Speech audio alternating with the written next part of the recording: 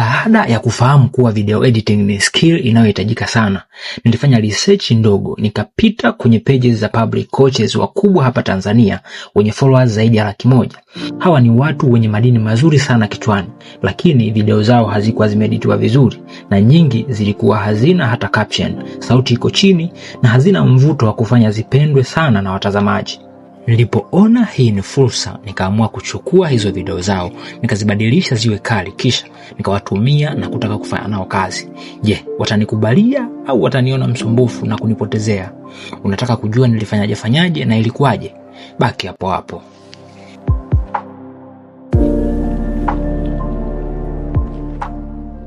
Karibu sana kwenye Pesa Smart, sehemu pekee tunapochambua mbinu za kutengeneza pesa mtandaoni kwa vitendo. Kama wewe ni mgeni hapa, hakikisha umesubscribe ili tuende pamoja. Kabla hatujaingia kwenye process, lazima uelewe kitu kimoja kuhusu soko la 2026. Tuko kwenye era ya attention economy. Mfanyabiashara anayeweza kushika attention ya mteja kwa sekunde 3 za mwanzo ndiye anayeuza.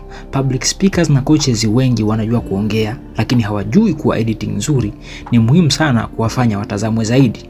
Wengine hawajui kuedit na hawana muda wa kujifunza, wakati wengine wamebanwa sana na ratiba zao, hivyo wanakosa muda wa kuedit, wanaishia kupost video kavu ambazo hazipati views. Na hapa ndipo wewe unaingia kama strategic partner. Hatuendi kuomba kazi ya kuwa editors, tunaenda kuwapa suluhisho la kuongeza views na wateja.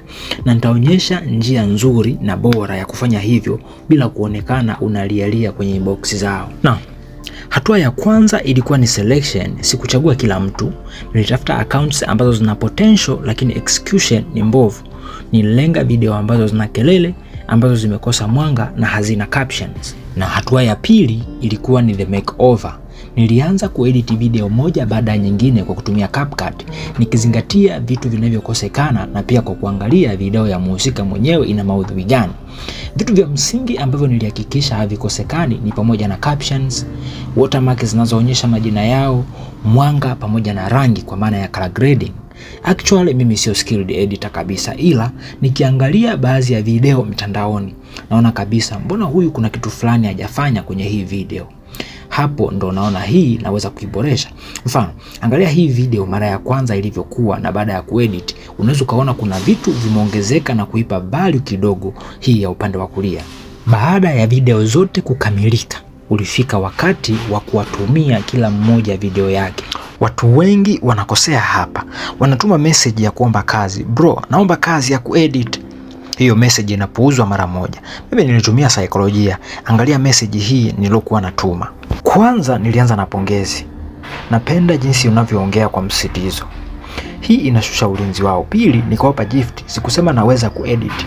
Niliwatumia video ambayo tayari nimeshai edit. Hii inaitwa show don't tell. Tatu, nikatoa irresistible offer. Niruhusu nikueditie video 2 bure. Kwa nini bure? Kwa sababu nataka waniamini. Nikishaingia ndani, nikishawapa matokeo, ndipo nitaanza kuwachaji. Hii inaitwa loss leader strategy. Na jumla nimefanikiwa kutuma DMs 5 kwa watu 5 tofauti. Kumbuka, hawa ni watu busy, wana DMs 200 kwa siku. Je, message yangu itaonekana?